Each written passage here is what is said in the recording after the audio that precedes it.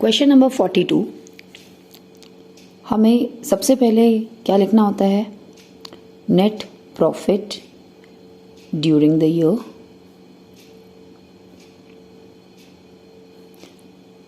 Add आपको बताया पीपीआईटी आप ऐड करते हैं। इस बार मैं आपको क्वेश्चन में एक बात बताने वाली हूँ। आपने जब ये ऐड करते हैं तो आपके पास क्या आता है बेटा? Net profit. आप क्वेश्चन की शुरुआत यहाँ से करेंगे, ये वाला पोर्शन आप अपने रफ में करेंगे, राइट? वर्किंग नोट्स में, रफ नहीं वर्किंग नोट्स में, ये वाला पोर्शन आप वहाँ करके दिखाएंगे। Net profit before tax and extra ordinary items.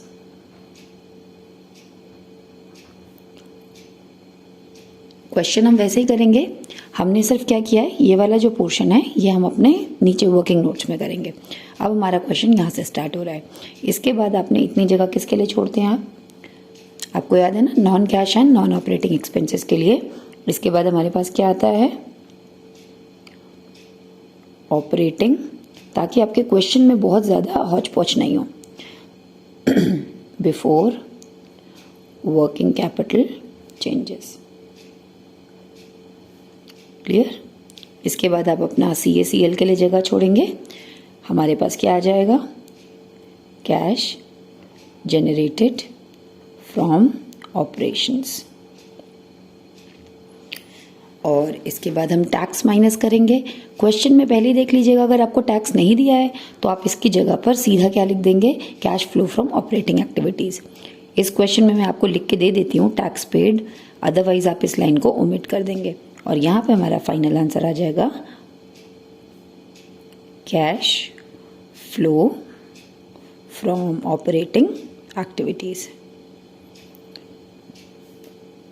इसको हम फाइनल को बाहर लिखेंगे, राइट? इसके बाद एक लाइन छोड़ेंगे और यहाँ से हम अपनी कौन सी एक्टिविटी शुरू करेंगे? Investing activity. हमने इतनी पोर्शन अपना इन्वेस्टिंग एक्टिविटी के लिए छोड़ दिया है। This is my investing activity place, this is my financing activity place and last में हमें आंसर करना है। ईजी है, आप ध्यान से सुनेंगे। अब हम क्वेश्चन स्टार्ट करते हैं। Yes, so question number 42, first item क्या गिवन है? Share capital. हमें एक रूल हमेशा याद रखना है, हमारा लाइबिलिटीज़ है, ये हमारा एसेट्स है। आपने अभी तक मैंने आपको बताया है, लाइबिलिटीज़ जब भी इंक्रीज होगी पॉजिटिव और डिक्रीज होगी तो नेगेटिव, चाहे वो कोई सी भी लाइबिलिटी हो। याद रखना आपको, जो आप यहाँ करते थे ना CACL, लाइबिलिटीज़ कोई सी भी होगी इंक्रीज, चाहे वो इन्वेस्टिंग, फाइनेंसिंग और ये किसी में भी आए, एसेट्स कोई सी भी हो, वाइस वर्सा। अब आपने देखा क्वेश्चन नंबर 42 में हमें पहला पॉइंट क्या दिया हुआ है? Share capital. शेयर कैपिटल पहले भी 2 लाख की थी, अब भी 2 लाख की है, नो इंक्रीज। शेयर कैपिटल कौन सी एक्टिविटी है बेटा? आपको याद रखना है शेयर होल्डर फंड और NCL, financing, non current assets investing, जो बचे सब ऑपरेटिंग। फाइनेंस कंपनी कहाँ से लाती है? या तो शेयर होल्डर्स से मांगती है, नहीं तो नॉन करंट लाइबिलिटीज रेज करती है। इसके बाद इन्वेस्टिंग में केवल क्या आएगा? नॉन करंट एसेट्स आता है और इसके बाद जितना बचा ये सब हमारा क्या है? ऑपरेटिंग है। क्वेश्चन में एक बात और ध्यान रखनी है, जिसके आगे नोट नंबर दिया होगा वो आपने नोट नंबर से ही देखना है, ठीक है? उसको आपने ऊपर से कॉपी नहीं करना है। फर्स्ट आइटम हम देखते हैं, शेयर कैपिटल कौन सी एक्टिविटी है? फाइनेंसिंग। इंक्रीज हो रही है? नो, कुछ भी नहीं हो रहा, लीव इट। नेक्स्ट आइटम है सरप्लस, 96 से 98 हो गया है, 2000 रुपीज़ का प्रॉफिट हो गया। अगर ये कम हो रहा होता तो माइनस होता। तो नेट प्रॉफिट हम अपना वर्किंग नोट्स में दिखाएंगे 2000 रुपीज़। हम अपने क्वेश्चन की शुरुआत सीधा यहाँ से करेंगे, ताकि 1 वर्किंग नोट्स में, 2 यहाँ, 3 यहाँ, ठीक है? इसके बाद हमारा आता है लॉन्ग टर्म बोरोइंग। उसके आगे भी हमें नोट नंबर दिया है। नोट नंबर में अगर हम चेक करेंगे तो हमें दिया है लोन फ्रॉम अमन लिमिटेड। पहले 0 था, अब 40,000 हो गया है, इंक्रीज हो रहा है। आपको अभी भी बताया था मैंने क्वेश्चन की शुरुआत में, लाइबिलिटी कोई सी भी हो, शॉर्ट टर्म हो लॉन्ग टर्म हो, हमेशा अगर इंक्रीज है तो प्लस। और लोन आपका फाइनेंसिंग एक्टिविटी में है जाएगा, लोन फ्रॉम अमन लिमिटेड, ठीक है ना? आपको मैंने बताया था ना, शेयर होल्डर फंड और NCL कहाँ जाता है? फाइनेंसिंग में। तो लोन इंक्रीज हो रहा है positive, loan from bank decrease हो रहा है नेगेटिव, दोनों फाइनेंसिंग में डाल दीजिए। यहाँ लिखिए, एक में लिखेंगे raising loan from Aman limited. कितना लोन रेज कर रहे हैं आप? 40,000 पॉजिटिव।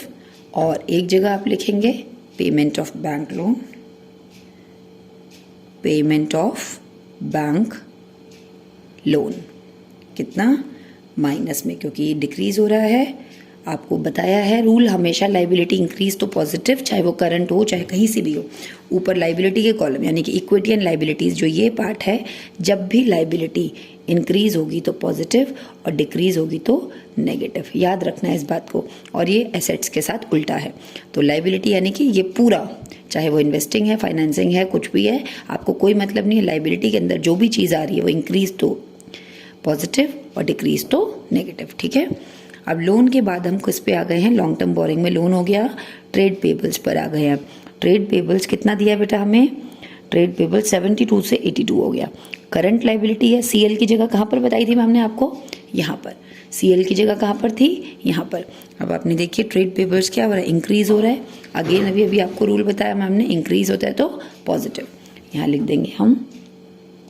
आपको वो सब लिखने की भी जरूरत नहीं है कि हम किसको ऐड कर रहे हैं, आप सीधा इसके बाद यहाँ ट्रेड पेबल भी लिख सकते हैं। ट्रेड पेबल कितना है बेटा? ट्रेड पेबल आपका है क्वेश्चन में 72 से 82, 10,000 पॉजिटिव। सीधा हमने 10,000 पॉजिटिव लिख दिया। इसके बाद हम नॉन करंट एसेट्स पर आते हैं। वहाँ पे हमें प्रॉपर्टी, प्लांट, इक्विपमेंट, इसके आगे नोट नंबर दिया है, इसलिए हम यहाँ से नहीं लिखेंगे डायरेक्ट फिगर्स, नोट नंबर में देखेंगे। पहला नोट नंबर है लैंड, 40 से 60 हो गया। एसेट्स है, एसेट्स जब इंक्रीज होती हैं तो अभी मैम ने बताया आपको रूल क्या है, एसेट्स अगर इंक्रीज होती हैं तो लाइबिलिटीज का ये रूल था। एसेट्स का रूल क्या है? इंक्रीज तो नेगेटिव और डिक्रीज तो पॉजिटिव, चाहे वो नॉन करंट है चाहे वो करंट है। तो आपने देखा लैंड हमारी इंक्रीज है तो हम क्या लिखेंगे इन्वेस्टिंग एक्टिविटी में? सीधा परचेज ऑफ लैंड। कितना? 20,000। नेक्स्ट आइटम देखिए लैंड के बाद बिल्डिंग, परचेज ऑफ बिल्डिंग कितनी बेटा? 1 से 110 हो गई है, 10,000। और ये सब क्योंकि हम परचेज कर रहे हैं तो हम इसको कैसे शो करेंगे? नेगेटिव में शो करेंगे। इसके बाद हमें दिया मशीनरी, मशीनरी भी हमारी क्या हो रही है? 2,14,000 से परचेज ऑफ मशीनरी, 2,14,000 से हमारी 2,44,000 हो गई है। 30,000 का वो भी हमने परचेज कर लिया है, ये भी हम नेगेटिव दिखाएंगे। उसके नीचे डेप्रिसिएशन दिया है। डेप्रिसिएशन कौन सी एक्टिविटी थी? जल्दी जल्दी बताओ। 1 2 3 यहाँ पे जितने भी एक्सपेंस होंगे, याद रखना एक और रूल, जितने भी एक्सपेंस होंगे वो सब हमारे कौन सी एक्टिविटी में? बैलेंस शीट में। याद रखना एक चीज़ और, बैलेंस शीट में कोई भी एक्सपेंस प्रीपेड आउटस्टैंडिंग को छोड़ के कोई भी अगर एक्सपेंस दिया हो यहीं जाएगा। ठीक है, याद रखना इस बात को, प्रीपेड आउटस्टैंडिंग को छोड़ के अगर कोई भी एक्सपेंस दिया वो यहाँ जाएगा। तो अब आपका क्या आ गया? डिप्रिसिएशन 54 से 72 हो गया। कितना आएगा? 18,000। 18,000। ओके बेटा, अब है हमारी बात, फिर से हम आ जाएं ऊपर। अपना नोट नंबर हमने पूरा कंप्लीट कर लिया। अब हम करंट एसेट्स पे आ जाते हैं। पहली करंट एसेट्स है इन्वेंट्री। इन्वेंट्री हमारी इंक्रीज डिक्रीज हो रही है तो कहाँ जाती है? नेट वर्किंग कैपिटल के बाद आती है ना इन्वेंट्री, सीधा यहाँ लिख दीजिए इन्वेंट्री। इन्वेंट्री हमारी डिक्रीज है तो ऐड होगी कितने से? 6,000 से।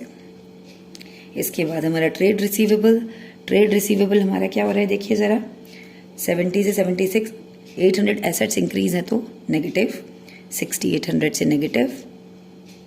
इसके बाद हमारा कैश एंड कैश इक्विवेलेंट है, वो भी हम छोड़ देंगे। कोई भी क्वेश्चन में ऐसा चीज़ नहीं रह गई है जो हमने पुट नहीं की है। लास्ट में आप देखेंगे एडिशनल इन्फॉर्मेशन में आपको एक इंटरिम डिविडेंड दिया हुआ है 52,000 का। इंटरिम डिविडेंड आपका कहाँ जाता था? एक यहाँ पे जाता था पीपीआईटी में, जिसको हम वर्किंग नोट्स में करेंगे। इतना पोर्शन हम कहाँ करेंगे बेटा? वर्किंग नोट्स में।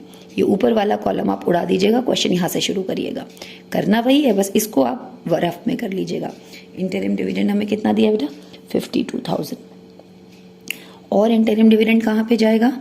हमारा यहाँ जाएगा इंटरिम डिविडेंड पेड फाइनेंसिंग है ना, डिविडेंड किसको दिया जाता है, शेयर होल्डर्स को। कितना है, 52,000 माइनस में डाल दिया आपने।